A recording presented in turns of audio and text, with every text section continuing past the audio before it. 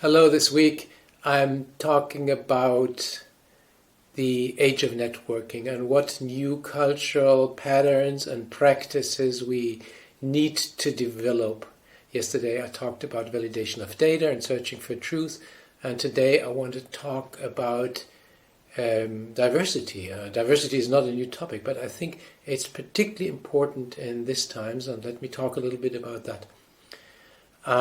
What we see is obviously the integration of machines into our daily work, and this is nothing new.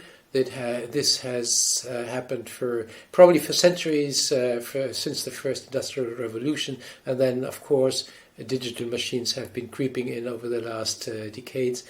But I'm talking now about artificial intelligence and the impact this has on a couple of things. First of all, on the final solution, scrapping of hierarchies.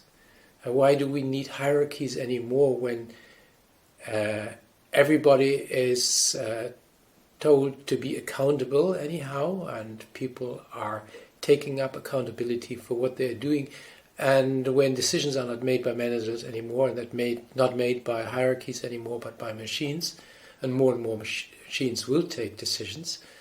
Take, for example, the airline industry. In the airline industry, many decisions are taken by machines, and the humans are there to observe.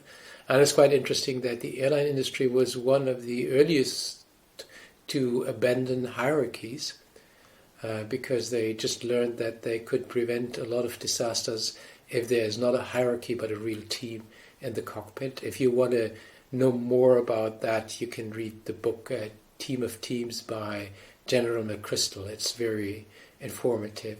Let's come back to this topic of diversity. We humans obviously have the accountability to teach machines about ethical decision making. Now, we are not very good at ethical decision making if we are alone. It's only possible if we act in a diverse environment.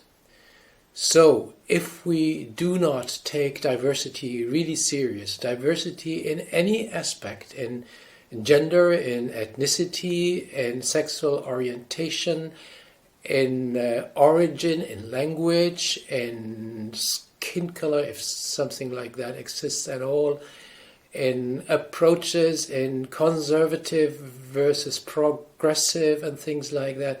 We need a mix of this diversity in each community, in each region, in each society, of course in each organization, because only if we have this diverse mix of people in these different spheres, we can teach the machines, which are more and more overtaking our decisions, moral reasoning.